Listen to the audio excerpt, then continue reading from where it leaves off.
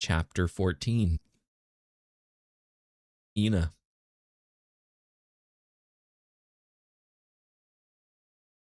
Ina wasn't a thief, but she had already collected all the useful debris from the crash that had washed up on the island. She hadn't been certain that it would bother the human, so when he asked her to walk the beach to search, she had simply nodded and walked off, and then veered back to the path to Ob's abode. She surveyed the pile in the center of the room. She hadn't gotten around to placing it properly within her collection yet. There wasn't a lot. She had found 3 seat cushions and one of the containers the human referred to as luggage, though the container had been open and the contents lost. She had also found a black shirt that had the word Metallica in strange font on the front. It made her wonder if it referred to a metal of some kind from wherever the human came from, though it was a strange label to put on cloth. She decided that if she put it on over the sundress and actively wore it, the human would be too timid to ask for it back. Placing the cushions into the luggage, she had already figured out how to close the clasp on the container. She paused to look around at her collection before she left. If she did decide to leave the island with the human, that would mean leaving all this behind. Her eyes fell to a shell resting on a rock shelf next to her sleeping area. Its sleek, spiraling surface displayed shades of pastel browns and pinks. She walked over and picked it up, sliding her fingers back and forth over the smooth surface. It had belonged to a pet hermit crab that Obbs had given her when she was first brought to the island as a small child. It was hard to remember her life before the island. She had fragmented memories of some Anguis Naga that had cared for her on one of the tidal wombs. There was only ever one at a time, and they rotated out frequently. They had to keep her above the water because of her undeveloped gills. Tests were given to her as she grew to see if they would eventually be strong enough. But eventually they had decided it would never happen. Ina remembered the sad look on her final caretaker's face after the last time they had tested her. 2 of the Anguis Naga guards from the first reef had arrived to observe. One of them had looked at the caretaker and nodded. The caretaker then told her that her human blood was too strong for her to ever live among the Naga, and that she would never be able to cleanse her bloodline. That they had made the decision to exile her. She didn't really understand. She had asked what was wrong with her blood. How could she fix it? She had begged to stay, but the caretaker had turned away as a net was thrown over her and she was dragged into the water. The Naga soldiers that took her refused to respond to or acknowledge her in any way as they transported her. Nor did they allow her above the surface, and she had felt herself slowly starting to suffocate as her gills burned, struggling to keep up with the oxygen demands of her body. At some point, she had passed out and awakened when she was dumped onto a beach, gasping for air.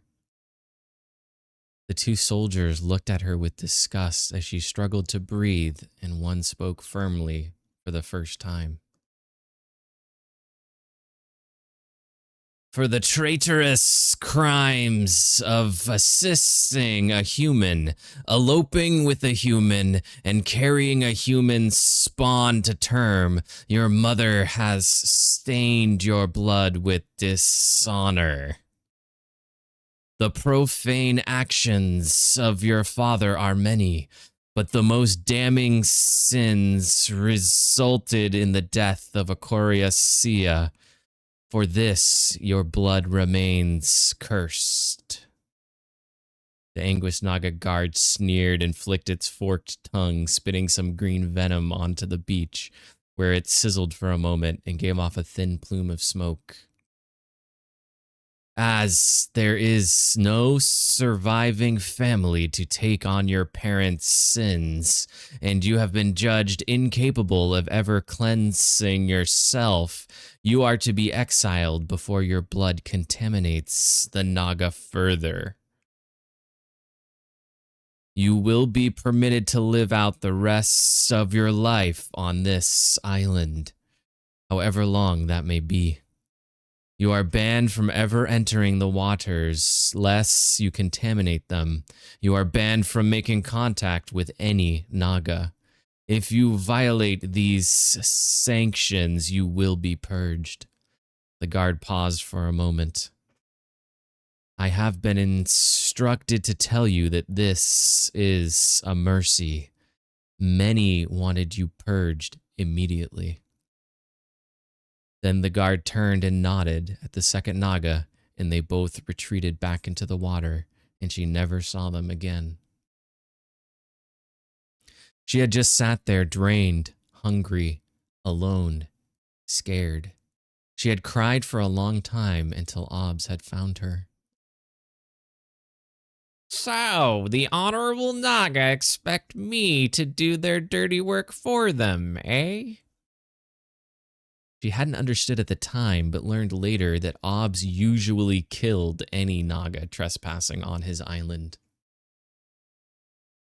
Well, unfortunately for them, I don't hurt children. I guess if I don't help you, you won't survive. And then they'll think I did what they wanted, eh? We can't have that.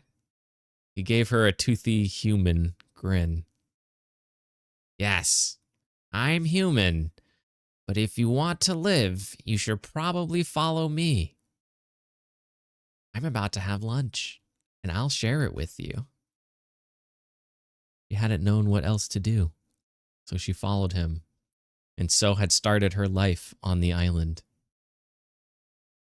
Ina put the shell back down and went to grab the container. Was she really ready to leave this place? Could she survive without Obbs? True, she no longer relied on him for food, and she could handle any dangers on the island or in the shallows easily now. But she knew his presence kept the true dangers away. Could she truly make it on her own? She mulled this over as she made her way back towards the beach. And then she heard the shrieking. An Eatervine. Stupid human! She started sprinting. As she arrived on the scene, she saw that it was indeed an Eatervine, or at least that was what she called them. Eatervines were uncommonly found within the jungle interior on Obbs Island. They were uncommon because Obbs would routinely purge them to keep them from growing too large. He could never fully get rid of them, though, because all it took was one small segment of vine to survive, and it would eventually sprout another one of those yellow flowers that gave off the sickly sweet scent to lure small insects and animals in. Eater vines weren't super dangerous. The vines themselves were usually pretty weak, and most medium-sized animals were able to escape fairly easily. As Ina assessed the situation and saw the human already being dragged along the ground to the exposed flower, her opinion of the human lowered even further. The only real danger was the paralytic sap the flower oozed when it was about to feed, but you had to intentionally get really close without noticing it for that to make contact accidentally, especially since their unique smell should put anyone nearby on guard. Unless they were a stupid human, she thought. The human screamed for help, actually calling her by name, and then she was moving. The plants weren't smart, and its focus was on the human. She quickly ditched her shirt and sundress and focused on her camouflage, skin slightly tingling as it adapted to the jungle scenery. She spotted the tide sword, hesitating only a moment before snatching it up and then running the last few steps to the center mass of the vines where the flower was exposed, taking care to avoid any of its sweeping appendages. She reached out to touch one of the large center vines tentatively, and the monster didn't even notice, as it remained focused on moving the human into its maw. It was easy for her to quickly ascend until she was just above the flower, just as the human gave a final panicked scream, somewhat muffled by the confines of the plant's mouth. She knew the flower was the most sensitive part, so she stabbed. As soon as she did, the shrieking of the monster amplified and the vine started moving erratically. It appeared to spit out the human who just lay there for a second.